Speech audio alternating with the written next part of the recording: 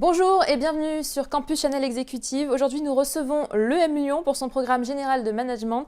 Avec nous pour en parler aujourd'hui le directeur et professeur Jean-Charles Clément et Djebel Alokbo, participant du programme et actuellement spécialiste gestion actif-passif chez Mutex. Vous pouvez dès maintenant poser toutes vos questions pour savoir si ce programme correspond à votre besoin de formation. On commence tout de suite avec l'instant corporate.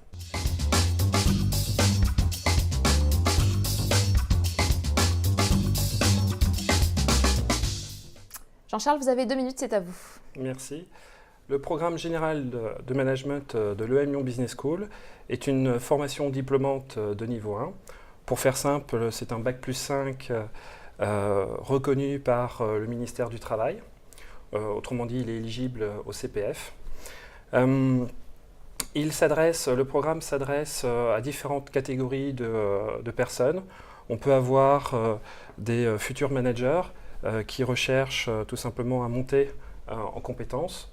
On peut avoir également des managers d'équipe ou des managers de projets qui souhaitent tout simplement pouvoir consolider leurs compétences et éventuellement aller beaucoup plus loin dans leurs compétences. On peut avoir également des experts, des techniciens qui, eux, recherchent surtout à essayer de comprendre et de travailler avec les autres fonctions de l'entreprise. Et puis, on peut aussi retrouver des personnes qui sont en repositionnement professionnel et éventuellement des créateurs d'entreprises. Les objectifs du programme sont bien évidemment d'acquérir des outils, des méthodes sur les différentes fonctions d'entreprise. On retrouve bien sûr des fondamentaux en matière de stratégie, de finance, de marketing, de RH, de management d'une manière générale. Mais également, l'un des objectifs du programme, c'est d'accompagner les participants à identifier les grandes ruptures du monde, qu'elles soient sociétales, techniques, scientifiques et autres, afin de véritablement se les approprier pour les confronter dans leurs différents business. Et l'un des autres objectifs du programme est clairement d'accompagner les participants dans leur posture de manager. Et donc, tout ça, pour cela, donc, on propose le programme général de management sur différents campus. On a, par exemple, Djebel qui, lui, est sur Paris. On a le programme à Lyon et également à Casablanca. La formation dure environ 18 mois, mais il est possible de la raccourcir. On peut la faire éventuellement sur 12 mois en fast track, en fonction des profils des candidats et des participants. Le rythme est d'environ à peu près 2-3 jours par mois sur les 12 premiers mois, et puis après en fonction des thématiques, des électifs des participants. Donc ça peut durer sur 6 mois ou un petit peu moins en fonction des besoins des participants. Et puis quoi rajouter d'autre en quelques secondes? Peut-être le process de sélection, tout simplement. La sélection se fait sur dossier. Donc un dossier de candidature assez classique, mais auquel on rajoute une vidéo dans laquelle les candidats sont amenés à répondre à quelques questions sur leur profil, sur ce qu'ils ont envie de faire, qu'est-ce que le programme pourra leur apporter, ce genre de choses. Voilà un petit peu pour synthétiser rapidement. Très bien, c'est terminé. On va pouvoir passer à l'entretien. Continuez à nous envoyer vos questions. Mon rôle, c'est de les appuyer et leur rôle, c'est d'y répondre. On va passer à la première question. Allez-y. Bonjour.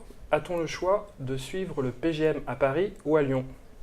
Eh bien, tout simplement, on venait de l'évoquer en introduction, oui, c'est tout à fait possible, soit à Paris, soit à Lyon. Et même pour compléter la réponse, Djebel, toi, par exemple, ça t'est arrivé, je crois, toi, tu es à Paris, mais tu as pu faire Paris et Lyon, on peut combiner les deux. En fait, en fonction de la disponibilité des candidats, de l'étudiant, les profs, ils sont assez ouverts, ils sont assez disponibles pour te proposer des horaires qui sont adaptés à tes cours, en fait. Et du coup, moi, en janvier, j'étais en période de clôture budgétaire, donc je n'ai pas pu suivre le séminaire. Le M Lyon, à Paris, du coup. Le M Lyon a pu me trouver des créneaux pour le suivre à Lyon, en fait. Le séminaire sur le contrôle de gestion. Donc voilà un exemple typiquement qui prouve que cette formation est vraiment flexible, quoi. C'est du coup les candidats qui choisissent en fonction de leur disponibilité, de ce qui les arrange Alors, en fait. Voilà, il faut que ça reste quand même à la marge, hein. On ne va pas faire tout systématiquement comme ça, mais bien sûr, c'est une possibilité qui est offerte, en tout cas pour les candidats. Mais il n'y a aucune Et les différence participants. dans la formation entre Paris et Lyon. Ah non, Non, c'est exactement le même. Donc il y a 2 campus et il y a aussi 2 dates de rentrée. Tout à fait. Alors, il y a plusieurs dates de rentrée. On peut commencer le programme en septembre et également en février. Donc, que ça soit à Paris ou à Lyon, on propose 2 rentrées systématiquement pour ces 2 campus. Et quels sont les types de personnes qui vont rentrer plutôt dans la première date et ceux dans la deuxième date? Non, je pense qu'on Ça n'a retrouve à aucun peu impact. près les mêmes types de populations. Ça dépend à quel moment ils ont leur source de financement, à quel moment ils sont prêts par rapport à leur entreprise pour faire effectivement la formation en question. Alors Jebel, est-ce que vous pouvez nous dire déjà ce que vous faites? Alors moi, je suis gestionnaire actif-passif, donc je calcule des provisions techniques pour les sociétés d'assurance. Donc ça, c'est la partie passive. Et sur l'actif, en fait, je projette les actifs financiers d'une boîte d'assurance. Du coup, pourquoi avoir choisi l'EM Lyon? L'EM Lyon, déjà, parce que c'est une grande école qui est très reconnue, qui a une renommée internationale. Et pourquoi cette formation? Cette formation, parce que, en fait, dans mon cursus, j'ai toujours été dans des directions très techniques. Et je voulais avoir cette vision un peu plus à 360 degrés du fonctionnement d'une entreprise et aussi acquérir des techniques de management parce qu'à ce stade, je n'ai pas encore eu de responsabilité managériale. Du coup, j'ai dû aspirer à ce genre de formation pour gagner ma posture managériale, pour booster ma carrière. Très bien. On va passer à la suite des questions. On verra après si vous pouvez nous expliquer un petit peu mieux votre parcours. Allez-y. Sur quel jour de la semaine sont répartis les modules? Tu peux peut-être répondre, peut-être? Tu avais cours à quel moment, toi? En fait, ça dépend du séminaire. Sur certains séminaires, les séminaires de 2 jours, souvent on a des cours en milieu de semaine, donc mardi, mercredi. Sur les séminaires de 3 jours, pareil, c'est souvent en milieu de semaine en fait que nos cours commencent. D'accord. Très souvent, alors après, à Paris en tout cas. Ça peut changer éventuellement, mais en général, on fait plutôt en milieu de semaine, mardi, mercredi, jeudi. Pourquoi? Parce que quand on est salarié dans une entreprise, très souvent, le lundi, on a les fameuses réunions d'équipe. Et On du n'y coup, le échappe pas vendredi, exactement. Donc le vendredi, ça permet aussi de finir sa semaine avec des mails à finir, etc., etc. Donc c'est pour ça qu'en milieu de semaine, c'est quand même le Ça plus arrange pertinent. le plus grand nombre de personnes. Voilà. Comment ça se passe, vous, avec votre entreprise, Jebel? Avec mon entreprise, alors déjà pour ma part, c'est une démarche purement personnelle. Donc du coup, comme j'expliquais, c'est vraiment pour gagner en compétences sur le plan managérial. Mais mon entreprise est au courant. Donc pour le mémoire, je vais me faire accompagner par mon entreprise. Mais c'est vraiment une démarche purement personnelle. Mais au niveau justement des horaires et des jours où il faut quitter l'entreprise, comment ça s'est organisé? Vous avez pu négocier ça facilement avec votre employeur? Heureusement, j'ai pu avoir les plannings à l'avance, du coup, via l'EM Lyon. Et donc, j'ai le temps de prévenir ma hiérarchie des jours. J'ai la chance aussi d'être dans un secteur où on a beaucoup de jours de RTT, donc j'en pose pour aller suivre mes cours. Donc en fait, tous les cours que vous suivez, c'est des RTT dans votre entreprise? Exactement. Et comment ça se passe la plupart du temps? Est-ce qu'on est obligé de poser des vacances justement? Non, je pense que la très large majorité des participants sont financés par leur entreprise, donc via ce qu'on appelle des comptes personnels de formation, donc qu'on peut accumuler année après année, et donc qui sont utilisés pour justement se financer et donc pour pouvoir participer à des formations comme le programme général de management. Parce que pas tout le monde a 2 ou 3 jours de RTT par mois à poser. Voilà. C'est vrai que dans la plupart des cas, je sais pas, on va dire 95%, ils sont accompagnés par leur entreprise, donc ce problème ne se pose pas. Et pourquoi vous n'avez pas souhaité du coup passer par ce système-là, Jebel? Parce que mon entreprise a un fonctionnement, enfin ça c'est une stratégie d'entreprise, tout ce qui est formation en dehors des formations cataloguées dans l'entreprise n'est pas financé. Donc, voilà. D'accord. Ça ne souhaite pas être financé par l'entreprise. Exactement. Ok. Allons-y pour la prochaine question. Y a-t-il des prérequis particuliers à avoir pour postuler au diplôme PGM? Avoir un poste à responsabilité, est-ce suffisant? Donc, 2 questions. Prérequis, non, il n'y a pas d'élément de prérequis particulier. Alors, il faut bien sûr, comme je l'évoquais, c'est un titre niveau 1. Donc par conséquent, il faut pouvoir justifier d'un bac plus 2, bac plus 3 pour pouvoir candidater. Mais il est tout à fait envisageable, par exemple, d'en avoir que le bac et via ce qu'on appelle une VAP, l'éducation, validation des acquis professionnels, pour pouvoir candidater quand même au programme PGM. D'accord. Et dans les promos, peut-être dans celles actuellement en cours, quel type de profil on retrouve? Alors moi, dans ma promo, on a différents profils, hein, on en a pas mal. On a des profils commerciaux, on a des profils en repositionnement et on a même une participante qui est en train de monter son entreprise. En gros, elle a démissionné, elle est en train de montrer son entreprise et elle s'est fait accompagner par l'incubateur de l'UM Lyon. Donc pour ma part, j'ai un profil plutôt financier. Donc c'est vraiment la diversité des profils qui fait aussi la force de cette formation. Et par rapport à la question du niveau de prérequis ou de diplôme, on a la très large majorité des participants ont un niveau bac plus 2, bac plus 3. On retrouve une petite minorité de personnes qui ont juste le niveau bac. Et également, on doit avoir, je crois, à peu près 20-25% de personnes ayant des bac plus 4 ou plus 5. Et sinon, voyez, est-ce qu'ils ont des responsabilités dans leur entreprise au préalable ou est-ce que c'est justement la formation qui va leur faire accéder à des responsabilités? Les deux, mon capitaine. C'est que tout simplement, ils peuvent avoir, quand c'est financé très souvent par l'entreprise, pourquoi c'est financé par l'entreprise? Parce que justement, ils vont être amenés à prendre plus de responsabilités dans l'entreprise et ce sont très souvent, moyenne d'âge en termes de profil, c'est une moyenne 39 ans et 10-15 ans d'expérience professionnelle. Donc quand vous avez fait un gap, vous pouvez difficilement monter dans responsabilité dans l'entreprise. Donc à un moment donné, il faut passer par une formation pour prendre plus de responsabilités. Et là, dans ces cas-là, effectivement, ça passe par cet outil-là. Et comment ça se passe pour harmoniser des profils si différents? Est-ce que vous avez des cours de remise à niveau? Alors, sur des cours purement financiers, par exemple, en fait, on a un e-learning qui permet à ceux qui n'ont pas un background plutôt financier de s'adapter à ces concepts de ratio de capitaux engagés. Sur les cours managériaux, par contre, les cours se déroulent en direct et c'est très enrichissant. Et qu'est-ce qui a été le plus difficile pour vous en arrivant? Pour ma part, sur les matières, oui. Pour ma part, sur tout ce qui est matière financière, je n'ai pas eu trop de problèmes.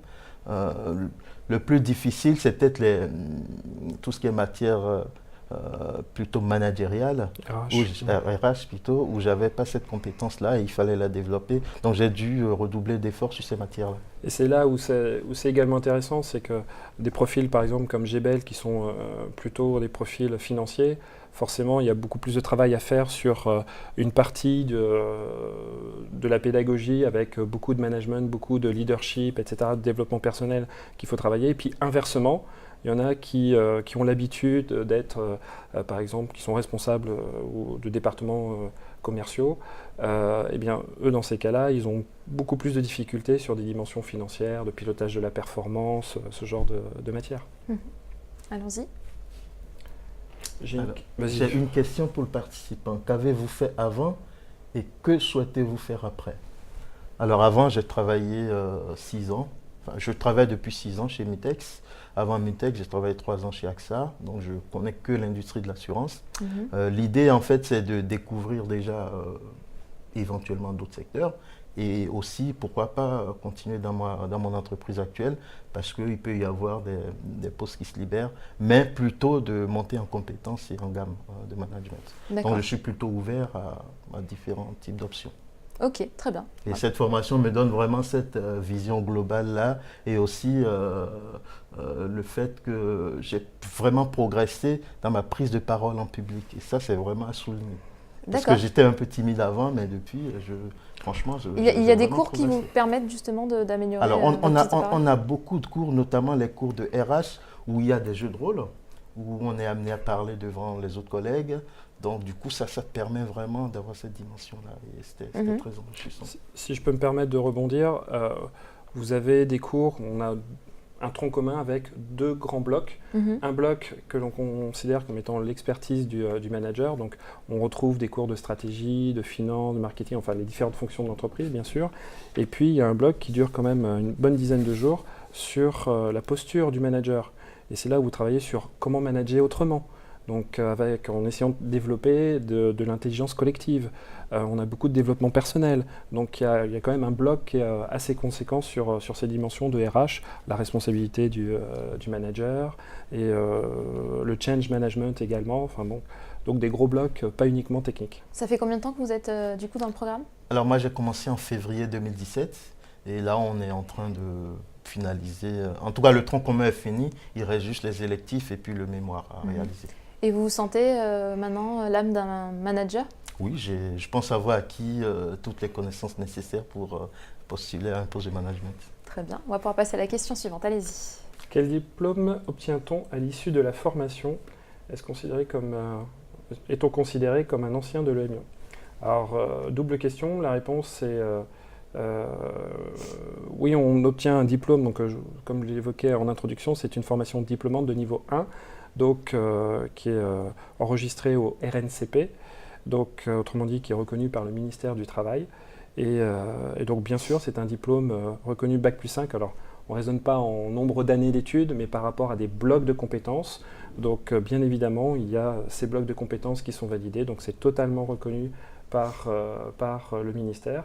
Et est-on considéré comme un ancien de l'Union? La réponse est oui, puisque de facto, dès que vous êtes diplômé, donc quand Gebel, j'espère, finira ses électifs, soutiendra son mémoire, eh bien on fera un jury de diplôme au mois de janvier 2019 et voilà, il fera de facto partie des diplômés de l'école, au même titre que des étudiants d'un programme grande école, de MBA, etc. Il a accès exactement au même service, par exemple des anciens.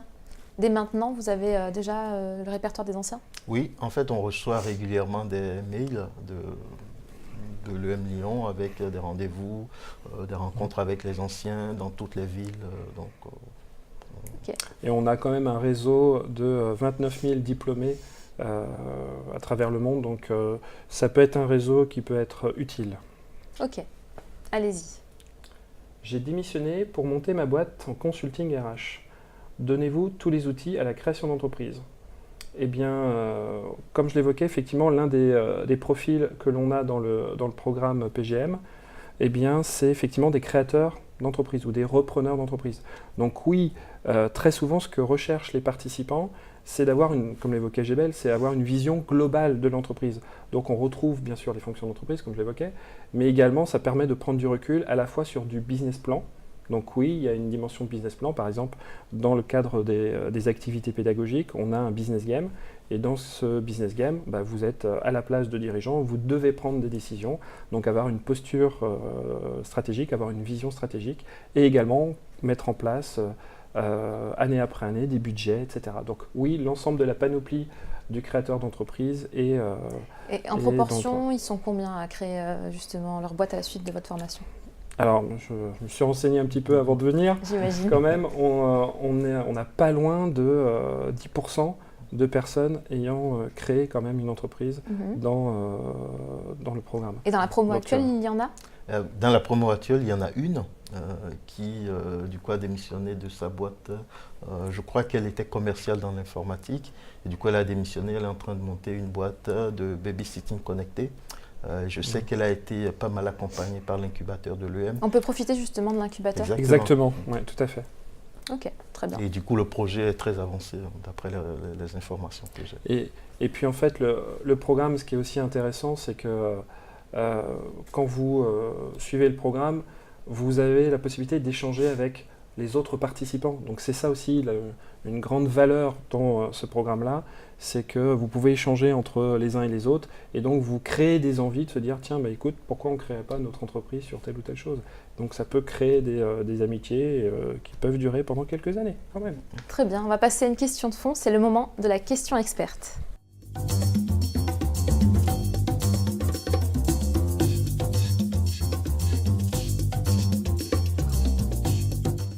Allez-y, c'est un peu une question décalée aussi. À l'instar du chasseur des inconnus, ah oui, je me rappelle. Y a-t-il pour vous un bon manager et un mauvais manager? Alors, est-ce que vous connaissez tous les deux ce fameux sketch déjà? Oui, moi oui. Il va falloir se mettre à jour, c'est un classique. Alors, je peux l'imiter, mais je ne sais pas si c'est tout de suite la question sans cravate, donc je ne sais pas. Non, mais c'est un peu une question décalée, j'avoue, mais elle peut être intéressante à l'issue. Le bon manager, je dirais qu'il manage et c'est un bon manager. Voilà. Et le mauvais manager, il manage, mais c'est un mauvais manager. Voilà, exactement. C'était ça le sketch, mais appliqué aux chasseurs, en fait. Du coup, est-ce que plus sérieusement, il y a pour vous un bon et un mauvais manager? Est-ce qu'on peut qualifier quelqu'un de bon manager et pourquoi?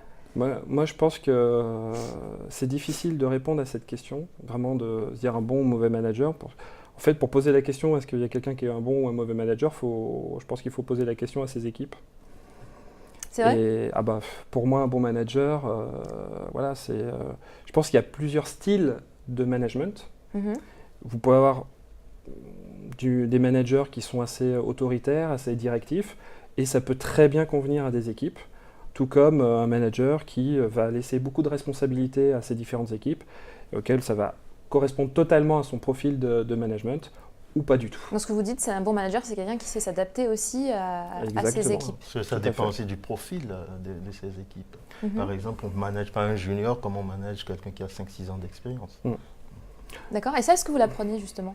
Oui, en fait, on nous donne, notamment, on a une matière qui s'appelle Manager autrement, où on donne les différents styles de management, et puis l'aspect psychologique aussi, de la manière dont il faut prendre les équipes, en fonction aussi, du coup, des membres de cette équipe. Alors, est-ce que vous pouvez nous donner un exemple concret? Parce que j'ai envie de savoir, moi qui ne suis pas encore manager, salut, et je voulais juste savoir si vous pouvez me donner un exemple.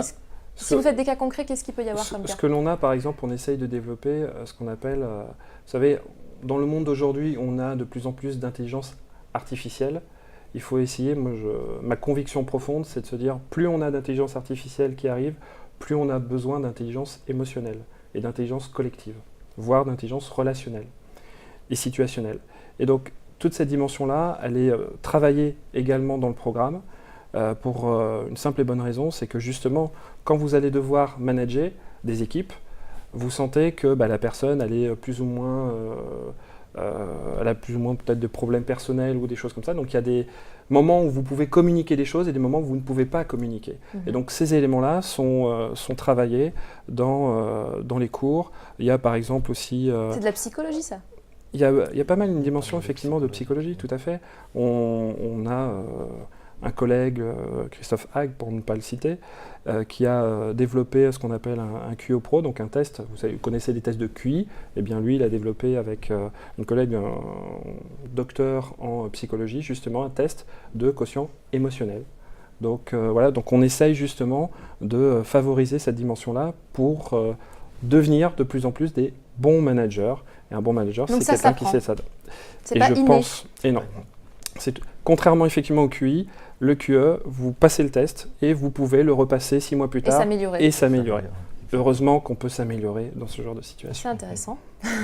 Allez-y pour la prochaine question. Bonjour, combien y a-t-il de participants par année et quel âge moyen ont-ils? Je vous remercie. Alors, dans ma promotion, on est 14. À Paris. Et à Lyon, j'imagine qu'ils sont plus nombreux. Et à Lyon, l'année dernière, à peu près une quarantaine. Et là, la promo qui a commencé là en février, donc le mois dernier, une cinquantaine. Donc en février. Et à Paris, au mois de septembre, ils étaient aussi à peu près 14. Et 14-15, je ne sais plus précisément. Et puis à Lyon, ils étaient 65. De mémoire. D'accord, donc il n'y a pas vraiment de maximum, vous prenez... Non, il n'y a pas de nombre maximum ou minimum, enfin plutôt maximum. Au niveau du programme, la seule chose qui est quand même importante à savoir, c'est que si, par exemple en septembre, nous avons, je dis une bêtise, 120 participants, on ne va pas avoir des amphis pour 120 places. Non, ce n'est pas la logique. Au niveau du programme, que vous soyez 20 ou que vous soyez 120, on va décomposer forcément en autant de groupes qu'on aura de participants. C'est des groupes de combien? Alors, en fonction, ça va dépendre des cours. Par exemple, sur des matières un peu dans ma discipline, les matières financières et contrôle de gestion, on peut avoir des groupes de 25-30 personnes. Par contre, dans des matières où on parle tout à l'heure d'intelligence collective, d'intelligence émotionnelle, ce genre de choses, là, il ne faut pas être plus de 12, 15 grand max. Donc, ça va dépendre des matières, et donc vous allez avoir forcément ça. Ouais. Alors, toi, vous étiez 14, donc Oui, vous on faisiez était tout, 14, donc on vous faisiez tout à 14. Ah d'accord, vous étiez tout le temps ensemble. Oui, oui, on était. faisiez tout ensemble. De mémoire, pour avoir suivi le cours de finance à Lyon, c'est vrai qu'ils étaient subdivisés en 3 groupes, je crois. Et du coup, j'ai pu suivre dans un. Il y a des interactions justement entre la promo lyonnaise et la promo parisienne? Oui, on a eu au moins 3 collègues de Lyon qui sont venus suivre des cours de RH à Paris. Moi, pareil, je suis monté à Lyon pour les cours de finance. Donc, c'est vraiment en fonction du participant. Et au niveau de l'âge moyen, par exemple, dans votre promo? Alors, l'âge moyen de mémoire, je dirais 38-39 ans. Et le plus jeune, le plus vieux? Alors, je fais partie des plus jeunes, mais oui, le plus vieux doit avoir 50 ans. Ouais. Alors, ça, c'est mon côté prof de finance, je me rappelle les chiffres à peu près. On a le plus jeune participant à 28 ans et la personne la plus âgée, la plus expérimentée, devrais-je dire, la senior, à 53 ans. Ok. Voilà, sur la dernière promotion, par exemple. D'accord, très bien. Mais on retrouve à peu près ces mêmes tendances. Pour ça, quand je vous évoquais une moyenne à 39 ans, bah oui, parce qu'on a un écart type qui est assez conséquent. Ok, allez-y. Bonjour messieurs, j'ai vu qu'il y avait une part de cours en distanciel. Quels sont les modules concernés? Alors, les principaux modules concernés, c'est déjà le cours de finance. Donc, il y a e-learning pour permettre à ceux qui n'ont pas un background plutôt financier de se mettre à jour avant le cours. Il y a le cours de contrôle de gestion aussi, c'était à peu près la même chose. Et de mémoire, le business game aussi, on devait préparer pas mal de choses en amont.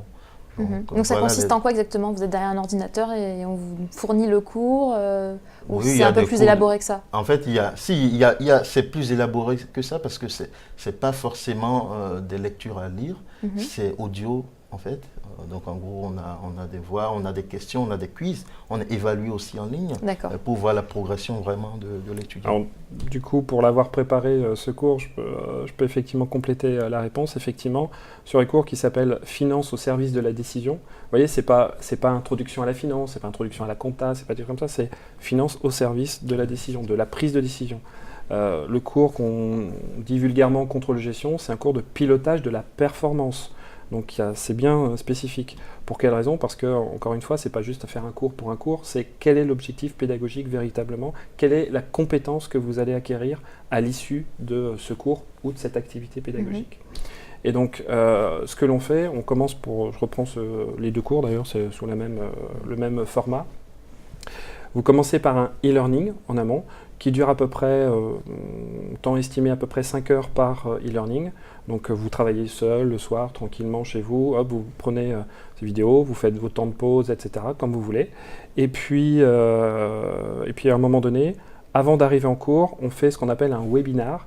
Un webinar, donc là on réunit les participants un midi devant leurs ordinateurs et le prof intervient via ordinateur. Donc c'est ce qu'on appelle un cours synchrone en distanciel.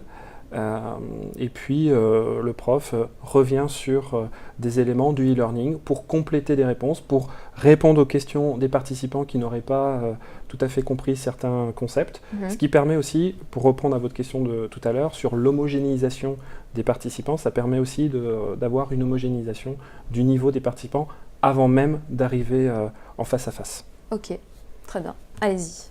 Bonjour, je suis chef des ventes, j'aspire à être directeur commercial.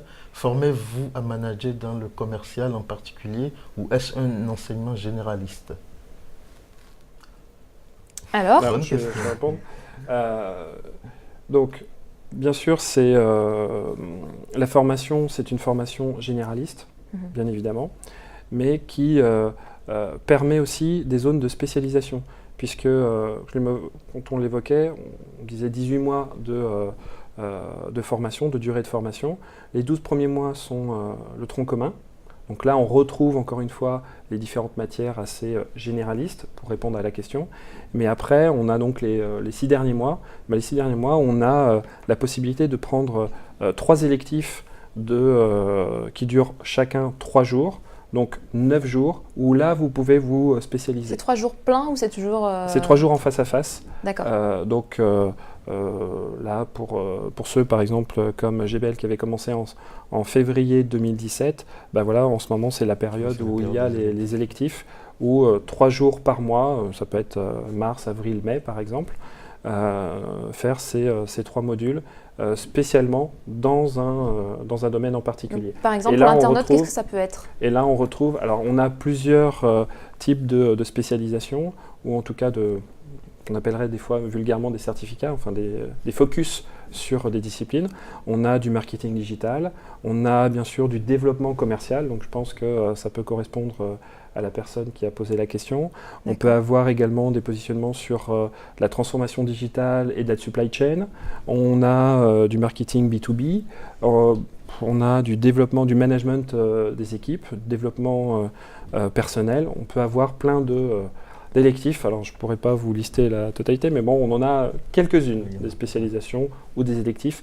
Et j'évoquais ces dimensions, 3 modules, 3 électifs que choisissent les participants. Soit ils choisissent, comme le monsieur l'indiquait éventuellement, dans une spécialisation, donc les 3 cours dans un même champ disciplinaire ou dans un même secteur d'activité, ou bien il peut papillonner et prendre 3 cours dans 3 secteurs. Pour s'ouvrir un peu les chakras.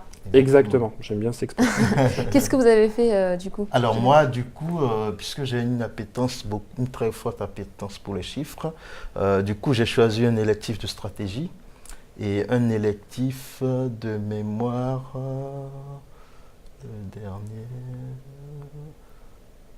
je crois que c'est un électif avec les Executive MBA, c'est un électif de financement de la croissance. D'accord. C'est sur tout ce qui est finance au service de la décision aussi. D'accord. Et votre but avec ces électifs, c'est justement ce que vous disiez, de changer un peu? En fait, c'est d'approfondir certains domaines, et notamment la stratégie. La stratégie, c'est très importante. Vraiment, pour avoir cette vision à 360 degrés, c'est un domaine que j'allais approfondir parce que j'ai eu les bases dans la partie tronc commun et j'aimerais me spécialiser dans ces domaines-là. Je me permets de rebondir sur un élément que tu as évoqué, Jebel, qui me paraît aussi intéressant. C'est là, dans l'électif que tu citais, finance de la croissance, ça va être mélangé avec un autre programme. Par exemple, avec Executive MBA, ce que tu évoquais. Et donc, c'est là aussi l'intérêt aussi de ce programme. C'est en fonction des électifs, en fonction des matières, vous allez avoir la possibilité aussi d'être confronté avec d'autres publics. Là, par exemple, des exécutives MBA dans le cadre scolaire. D'accord, donc on peut être mélangé aussi avec d'autres formations, carrément. Tout à fait. Et en tant que directeur du programme depuis quelques mois, j'aimerais développer encore plus ce mélange entre différents programmes et notamment les mélanger avec des étudiants. Et oui, c'est possible de les mélanger. On a dit manager des fois autrement. Quand vous avez, je vous ai dit la moyenne d'âge, 39 ans quand vous êtes un participant PGM, vous n'êtes pas à l'abri dans votre entreprise de travailler avec des personnes qui ont 20 ans. Et je pense que ça peut être utile de comprendre leur mode de fonctionnement. On évoquait encore une fois l'intelligence collective, l'intelligence relationnelle et autres. Et je pense que ça peut être une bonne idée que de faire travailler ces différents types de publics. Mais déjà, entre une personne de 28 ans, donc c'est le plus jeune de votre programme, et une personne de la cinquantaine, il y a déjà un grand écart. Comment ça se passe entre ces profils? Quotidiennement, ça se passe plutôt bien. Moi, je sais que pour faire partie des plus jeunes de ma promo, je discute beaucoup avec ceux qui sont un peu plus âgés que moi. J'acquiers déjà en expérience parce qu'ils ont beaucoup plus de vécu que moi. Et ça me permet aussi de prendre du recul sur certaines situations que je peux aborder en entreprise. Mais l'ambiance est plutôt bonne. Il n'y a pas de... Et à l'inverse, vous leur apportez quoi, jeunes? Les jeunes. Déjà, je pense que les jeunes ont déjà cette notion de technicité, je pense, sur certains domaines. Moi, principalement, c'est ce que j'apporte à la promo. Ok, très bien. Je suis mère de famille, je dois dire que mon emploi du temps est très chargé. Y a-t-il des devoirs à la maison? Alors, c'est pas la question avec humour, je dirais oui, vous allez faire vos devoirs à la maison et avec vos enfants aussi, comme ça tout le monde pourra travailler en même temps. Plus sérieusement, on considère globalement, pour faire simple, que pour 1 heure de face-à-face ou pour 1 jour de face-à-face à l'école, vous avez à peu près 1 jour de travail personnel à faire. C'est pas mal quand même. Ça occupe. Mais après tout, vous en avez pour votre argent, comme dirait l'autre. Mais est-ce qu'il y a des cours les week-ends? Est-ce que ça arrive d'en avoir le soir, ce genre de choses? Non, vous n'avez pas de cours. Ce qu'on évoquait tout à l'heure, les 2 ou 3 jours de formation par mois, c'est vraiment en milieu de semaine. Et, on n'est jamais donc, amené à devoir se déplacer non, week-end. il n'y a pas d'éléments. Et tout à l'heure, quand j'évoquais également des webinars, les webinars peuvent être le midi ou éventuellement en fin d'après-midi, quand tout le monde peut être disponible donc en dehors de sa période d'activité professionnelle, en fonction des besoins. Et en général, ils sont plutôt sérieux dans les rendus des livrables, vos élèves? Oui, je pense. Et puis, pourquoi? Parce qu'il y a beaucoup de travaux de groupe. Et donc, ils doivent s'organiser. Et on a fait une rentrée le mois dernier, et c'est toujours pareil, quand on retourne pour la première fois depuis 10, 15 ans, 20 ans pour certains à l'école, ils sont tout sérieux, prêts à en découdre avec la formation et surtout un bon état d'esprit pour véritablement travailler. Donc oui, ça se passe toujours très bien. Et puis, il ne faut pas l'oublier, c'est que ça vient quand même d'une démarche très souvent individuelle des personnes. Donc, elles font le programme, en tout cas le nôtre, vraiment avec une volonté de se dire j'ai un objectif derrière, donc je lâche rien. Gébel, pour vous, ça se passe bien? Vous arrivez à bien concilier vie personnelle et études? Vie personnelle et études, oui. Mais par contre, vie professionnelle, par contre, il faut s'organiser. C'est plus difficile encore? Oui, c'est plus difficile pour ma part parce que c'est une démarche purement individuelle. Donc, je me prends à l'avance avec mon manager pour pouvoir suivre les cours. Mais les fois où je ne peux pas suivre les cours, le M Lyon essaie toujours de me trouver une solution, soit à Lyon, soit dans une autre promo à Paris, soit avec les exec MBA. Et là, je mets vraiment l'accent là-dessus parce que ça, c'est vraiment une grande force. Et vous voyez, quand nous, on essaye, une de nos marques de fabrique, on essaye d'être vraiment très adaptable et flexible pour les participants au niveau du programme. Et donc, forcément, on demande aux participants, on les forme à devenir adaptables et flexibles. Donc, on se doit d'être nous-mêmes, dans la mesure du possible, d'être adaptable et flexible. C'est-à-dire que les cours sont obligatoires, mais on peut quand même s'en passer si on prévient suffisamment à l'avance, c'est ça? Pas s'en passer, mais le suivre plus tard. Le suivre plus tard, c'est-à-dire c'est repousser pour mieux sauter. Très bien. Allez-y. Alors, je stagne à mon poste depuis des années. Je suis responsable marketing dans une PME. Puis-je vous rejoindre pour discuter avec vous de mon projet?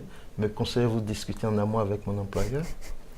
Ah oui, c'est tout à fait possible de pouvoir en discuter. Vous savez, nous avons en fait des conseillères en formation.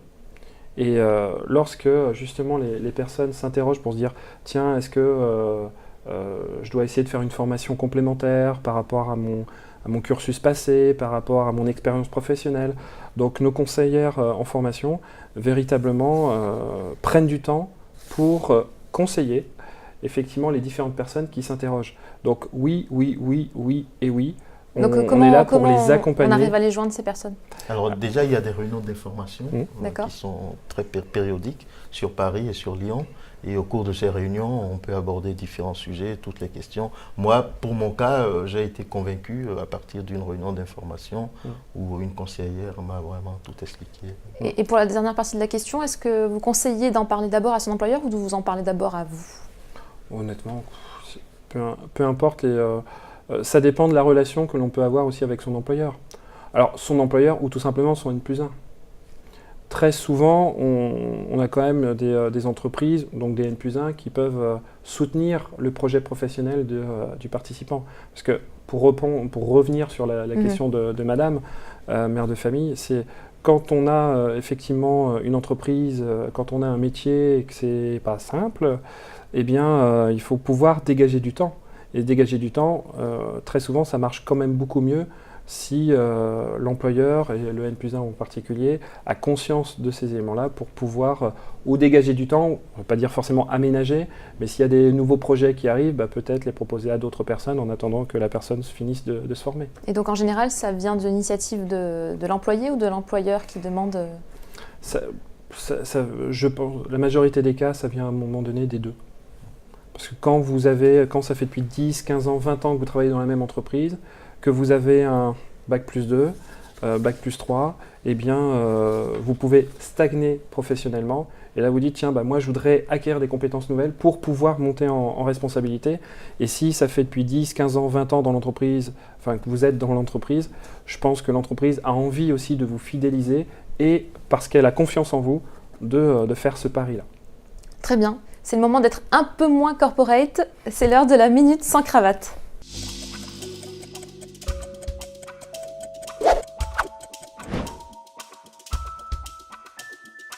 Alors Jean-Charles, je vais peut-être pas vous demander de l'enlever. Je sais pas si Ouais, voilà, ça me va.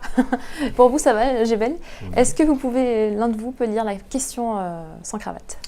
À l'EM Lyon, vous prenez le très en vogue do it yourself. Vos managers sont-ils plutôt macramé, cupcake ou pot de fleurs customisé? Alors, Il va falloir que je la relise cette question quand même. est-ce que vous avez bien compris tous les termes? C'est un petit test aussi pour savoir si vous êtes bien corporate million. Do it yourself, bien sûr. Vos managers sont-ils plutôt macramé? Macramé, j'imagine ce que ça peut être, mais j'aimerais bien une précision. Vous imaginez? J'imagine ce que ça pourrait être. Vous savez, ça revient à la mode, c'était nos grands-mères qui faisaient espèce de tricot, en fait c'est des nœuds. Oui. Ouais. En fait, c'est sous forme de nœuds avec des cordes blanches qui permettent souvent de faire soit des choses décoratives, soit simplement des porte-pots qui sont suspendus en général. C'est très joli. Moi, j'aime bien. Et du coup, le do-it-yourself, est-ce que vous savez ce que c'est? Parce qu'en fait, c'est quelque chose que le M Lyon bien sûr. prône, en fait. Oui, tout à fait. Alors, ça, je peux effectivement l'évoquer. C'est alors le pot de fleurs customisé. Je vais le préciser. Oui, on demande, et moi je l'ai fait dans le cadre d'autres programmes, et au niveau maintenant du programme PGM, j'ai bon espoir de le faire de la même manière, c'est-à-dire de demander aux participants, à un moment donné, pendant un séminaire de 2 ou 3 jours justement, de fabriquer un objet connecté. Alors ça ne sera pas un pot de fleurs customisé. Ça peut? Pourquoi pas? Pour demander à votre plante si elle a soif. C'est vrai pourquoi je suis aussi rigide. Bah oui. Tout à fait, mais on a fait beaucoup déjà d'expériences sur justement le do-it-yourself, où les participants, des étudiants, des personnes extérieures, des diplômés également de l'école, sont venus pendant plusieurs jours fabriquer, en fait ils se sont mis à fabriquer un objet connecté. Donc premier jour, on ne sait pas quel objet connecté, mais on a eu par exemple une ruche connectée. On a eu une table basse en mode, puisqu'on était dans les années 80 tout à l'heure avec les inconnus, en mode Tetris également, une table connectée. Et donc pour cela, il faut faire un peu de codage. Donc bien sûr, en 2-3 jours, vous n'allez pas devenir un expert du codage, du coding, mais vous allez être sensibilisé à ces dimensions-là. Et donc vous allez être accompagné pour justement que vous puissiez fabriquer par vous-même certains produits. Ce qui vous permet, encore une fois, de casser un peu l'autocensure du je subis un peu les grandes ruptures, transformations digitales dans mon entreprise. Ben là, on va demander aux participants d'être acteurs de cette transformation. Donc oui, faites par vous-même. Et Jebel a eu l'occasion de faire du macramé ou connecté ou pas? Non, pas encore. Pas encore, mais je pense que ça va venir. Et on va essayer de leur faire quelque chose aussi. Bah oui. Allez-y pour la prochaine. Alors, pourriez-vous citer des exemples concrets de participants du PGM ayant connu un réel ROI, autant au niveau poste que salaire, s'il vous plaît? Merci. Retour sur l'investissement. Oui. Alors, Return on Invest, tout à fait. Donc, on a fait une étude il y a de cela quelques mois, qu'on a récupérée au mois de janvier, donc c'est assez récent, concernant les promos des 3 dernières années. Et dans les questionnaires, on leur a demandé tout simplement est-ce qu'ils ont eu une progression de rémunération, de poste, etc., etc. De mémoire, on a plus de 80% des diplômés, donc participants qui après sont devenus bien sûr diplômés, ont eu une évolution professionnelle dans l'année qui a suivi le programme PGM. Ok.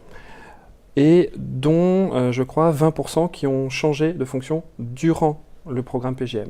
Et en termes de rémunération, même chose, on retrouve à peu près les mêmes proportions, plus de 80%, je crois 82% pour être précis, ont eu une augmentation significative de leur rémunération.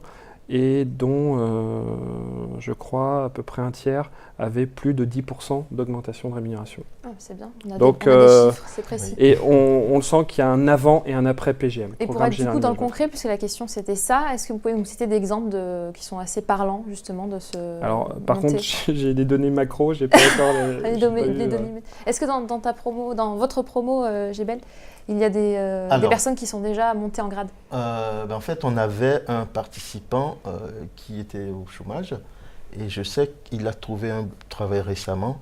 Il a trouvé le travail juste après avoir mis sur son CV participant PGM, quoi. Donc ça s'est fait assez rapidement. Il a trouvé un travail dans quel domaine? Alors, il avait un bac+2, il était commercial. Je crois qu'il avait été licencié suite à un plan de licenciement économique et du coup, il a trouvé tout dans le même domaine commercial. D'après le retour qu'il nous avait fait, le fait de mettre cette mention-là sur son CV a vraiment boosté sa recherche. Et ce qui me fait rajouter un élément, c'est pour les personnes qui rejoignent le programme général de management et qui sont en repositionnement professionnel suite ou pendant le programme. Ça peut arriver d'avoir malheureusement un accident de la vie professionnelle ou personnelle durant le programme. On accompagne ces personnes qui sont en repositionnement également. Pourquoi? Parce que tout simplement, elles ont techniquement plus de temps, mais on les accompagne à la fois sur leur posture, sur leur réflexion de projet. Ça peut être un bon moment pour eux de réfléchir sur eux-mêmes et de se dire qu'est-ce qu'ils ont véritablement envie de faire et essayer de donner du sens également à leur activité professionnelle. Ça peut être un bon moment justement d'avoir un peu plus de temps pour se poser les bonnes questions. Ok. Allez-y pour la prochaine question. Alors, y a-t-il des modules en anglais ou est-ce un programme à visée franco-française? Alors, dans le tronc commun, il n'y a que des programmes en français, donc tout est fait en français. Par contre, pour les électifs, typiquement les électifs qui sont faits en commun avec le MBA, les cours sont en anglais. Donc on peut avoir un mélange des deux. Ouais, est-ce qu'il y a des participants étrangers? Alors, à ma connaissance, non. Enfin, quand vous dites étranger, c'est-à-dire anglophone. J'interprète anglophone. Pas français. Francophone, oui, je pense, ça doit sûrement d'avoir des doubles nationalités ou d'autres personnes. Dans ma promo, on a une étudiante qui venait de Mayotte, du coup, pour le coup. Elle était accompagnée par son entreprise, du coup, tous les mois, son entreprise venait de Mayotte. Donc, il y a vraiment des gens qui peuvent suivre la formation de l'étranger.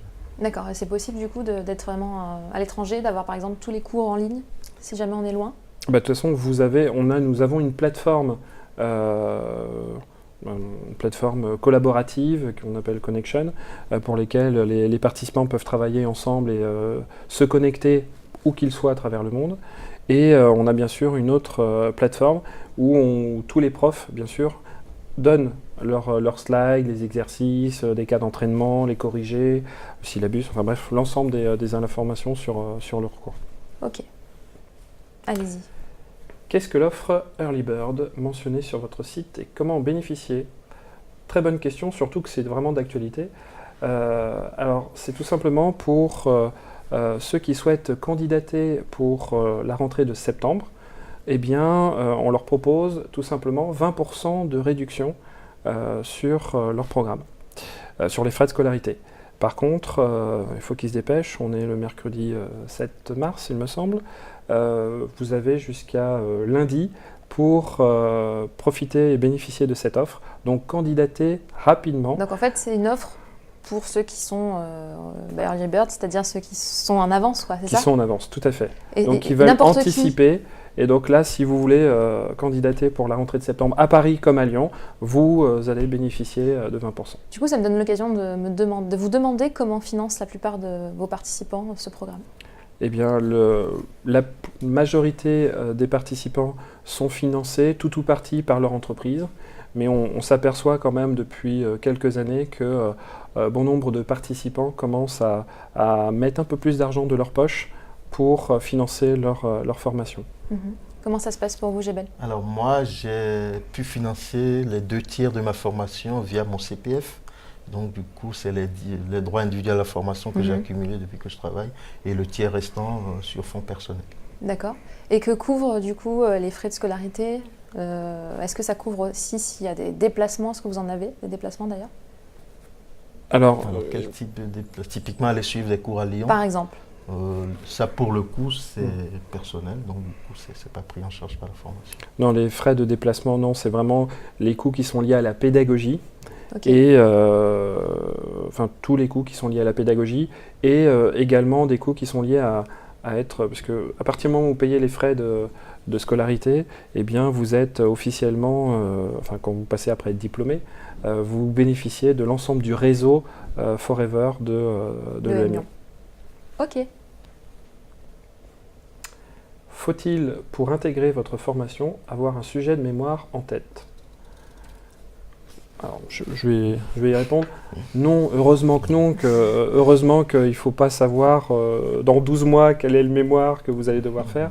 Non, bien sûr que non. Alors, si vous avez une idée, c'est pas plus mal, mais en 12 mois, je pense que vous avez largement le temps de challenger votre idée et votre sujet. Donc, non, c'est pas du tout une obligation. C'est pas mal de commencer à y réfléchir. Si vous y réfléchissez, ça veut dire que déjà, dans l'entreprise, vous êtes amené à vous dire, tiens, voilà la responsabilité que je vais prendre après le PGM. Donc voilà comment je me projette. Et c'est une façon de se projeter, d'avoir une idée du mémoire que l'on fait. Le mémoire, c'est un mémoire type fin d'études ou est-ce que c'est différent ? C'est une sorte de projet de fin d'études. Alors attention, c'est un mémoire professionnalisant, on est bien d'accord. On n'est pas à l'université, un mémoire très classique, etc. Non. L'objectif, c'est d'avoir une problématique très opérationnelle et de pouvoir répondre d'un point de vue, entre guillemets, un peu scientifique quand même, organisé, structuré, avec une certaine méthodologie, mais de répondre à une problématique très opérationnelle de l'entreprise. Et si vous êtes en repositionnement, si la question pourrait arriver de se dire si je suis en repositionnement, moi j'ai pas d'entreprise qui me suit ou quoi que ce soit, comment fait-on ? Eh bien là, dans ces cas-là, on réfléchit sur un sujet, sur une thématique qui intéresse. Très souvent pour ceux qui sont en mode création d'entreprise, c'est tout simplement le mémoire, c'est le business plan de leur entreprise ou de leur création. Bref, l'objectif c'est à chaque fois d'être très opérationnel et surtout d'être très efficace pour les participants. Moi, j'aime bien l'expression « faire du billard à plusieurs bandes ». Voilà. Donc, par exemple. Gébel, est-ce que vous avez déjà votre sujet de mémoire ? Oui, j'ai déjà mon sujet de mémoire. D'ailleurs, j'ai rencontré mon tuteur de mémoire la semaine dernière. Donc, j'ai mon sujet. Je suis en période d'élaboration du plan et puis de la recherche littéraire. Et c'est un sujet qui va servir votre entreprise ? Typiquement, oui, parce que c'est un sujet d'actualité dans l'entreprise. Oui, c'est un sujet qui va servir d'entreprise. Est-ce que le mémoire peut servir de tremplin pour justement avoir un poste à responsabilité ? Est-ce que ça peut aider ?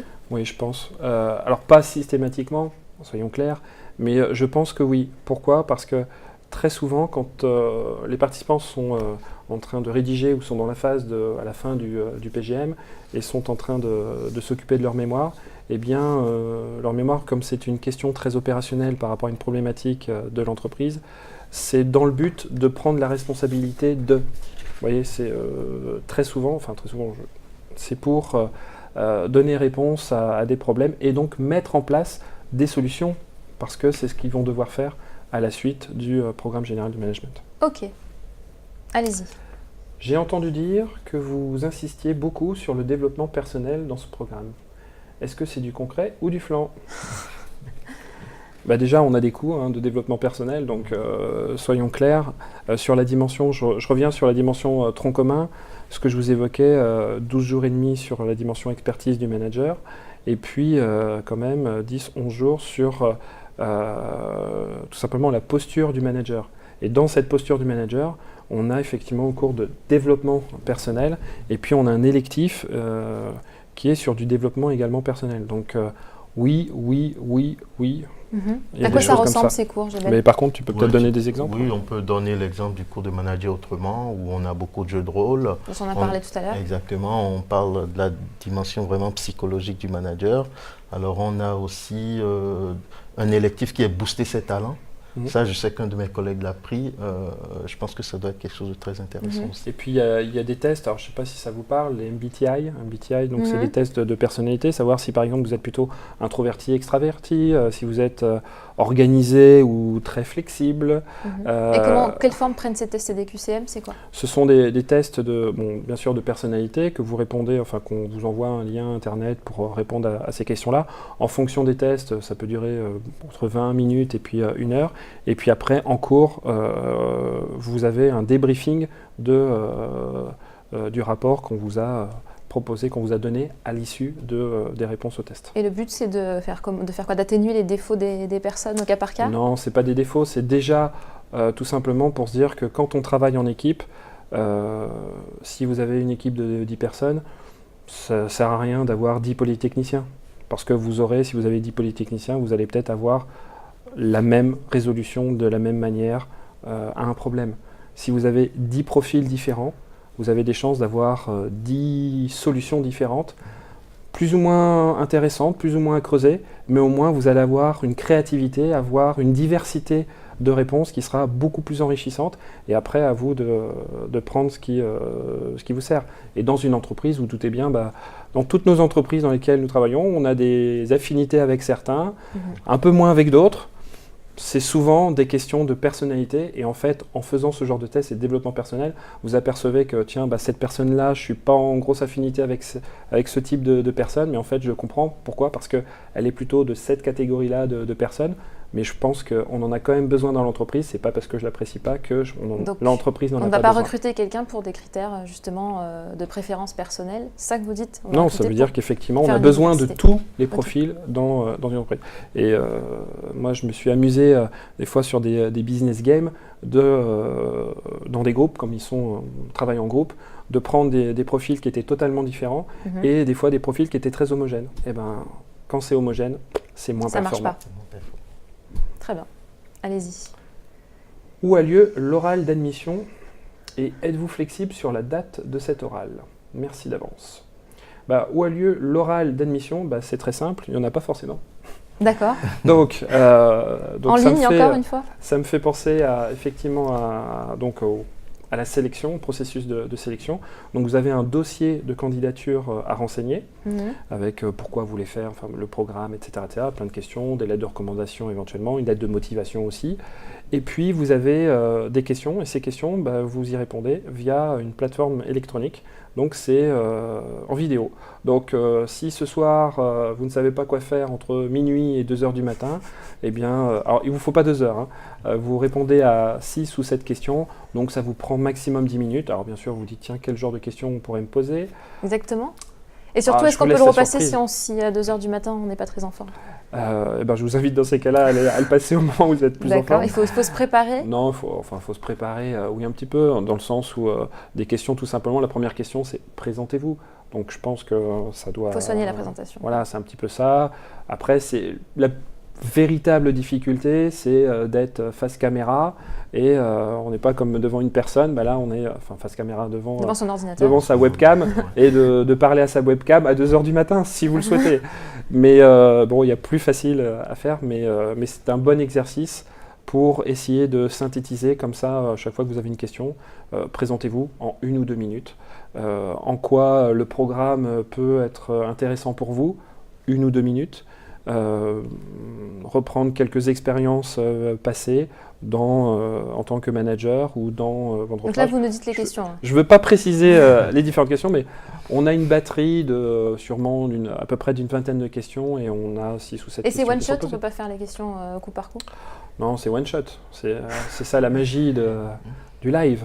Et du coup, vous voyez pas forcément toutes les personnes qui ont passé ce test, ces questions. Alors, si justement, moi, pour le coup, c'est moi qui m'en occupe, donc je regarde l'intégralité des vidéos de tous les candidats. Ok. Donc, je passe effectivement un peu de temps dessus. Et en fait, à l'issue de la lecture du dossier de candidature, à l'issue du visionnage de ces vidéos, eh bien, on se réunit, on fait ce qu'on appelle un comité de lecture, et on échange avec les conseillères en formation, avec moi-même, avec d'autres personnes, pour se dire est-ce qu'on admet ou pas la personne. Donc il y a plusieurs possibilités, soit on admet, entre guillemets, sans réserve la personne, et auquel cas il n'y a pas besoin d'oral supplémentaire. Par contre, il est tout à fait possible de dire tiens, on a peut-être un petit doute quand même sur telle personne, parce que peut-être que la vidéo s'est pas bien passée, ou il y a eu un problème ou quoi que ce soit, auquel cas, tiens, on va peut-être vérifier, et là, dans ces cas-là, on fera faire un entretien oral avec un professeur permanent de l'école et un diplômé de l'école. Entretien qui dure, je crois, à peu près une 40aine de minutes. D'accord. Et à ce moment-là, la date sera fixée avec le candidat. Et exactement. Donc, si vous avez on a un jury tel jour, On va dire quelques jours plus tard, vous avez votre réponse et puis après, on cale automatiquement une date pour cet oral pour valider définitivement l'admission du candidat. Très bien, on arrive à 1 heure d'entretien, ça passe vite. Du coup, je vais vous laisser quelques mots de conclusion à chacun. Assez rapidement, puisqu'on est déjà... D'accord. Mon mot de conclusion, c'est oui, l'EM Lyon, déjà, c'est une grande école. Le PGM, c'est une formation très intéressante. Si vous voulez avoir vraiment cette vision transversale, cette vision globale de l'entreprise, allez dans cette formation. C'est une formation qui accentue vraiment le côté développement personnel. Et puis les professeurs sont très flexibles et très à l'écoute des participants. Un dernier mot, Jean-Charles. Et moi, j'ajouterais une chose qu'on n'a pas forcément citée. Vous savez, les 2/3 des métiers de 2025 ne sont pas connus aujourd'hui et 50% des métiers d'aujourd'hui sont robotisables dans les moins de 5 ans. Alors, qu'est-ce qu'on fait ? Nous, on a une petite idée. Comment vous accompagner pour vos futurs métiers que vous ne connaissez pas forcément, et quand on a une quarantaine d'années et qu'on se dit qu'on a encore 20-25 ans de travail devant soi, il y a des chances que le métier qu'on va faire dans 5 ans n'est pas du tout le même qu'aujourd'hui. Donc, on va vous accompagner pour ouvrir les chakras, pour essayer d'avoir une vision globale et essayer d'avoir une capacité d'adaptation et de flexibilité. Très bien. Merci beaucoup à tous les deux. Merci d'être venus, d'avoir répondu à toutes ces questions. Et merci à vous pour toutes ces questions. À bientôt sur Campus Channel Exécutive.